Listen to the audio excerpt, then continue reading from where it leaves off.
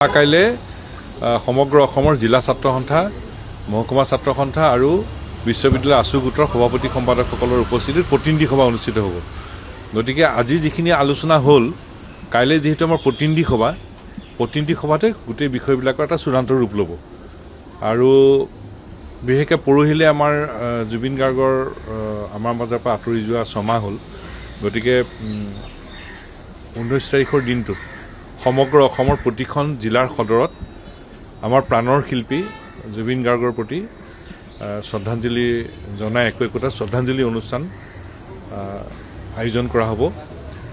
আৰু শিল্পীগৰাকীৰ প্ৰতি সমগ্ৰ অসমত এই ছমাহৰ এই আমাৰ মাজৰ পৰা আঁতৰি যোৱা দিনটোত শ্ৰদ্ধাঞ্জলি জনোৱা হ'ব। আৰু কেইবাটাও আমাৰ কাম কাজৰ সিদ্ধান্ত লোৱা হৈছে। এই সকলো কথা কাইলৈ চূড়ান্ত ৰূপ দিয়া হ'ব।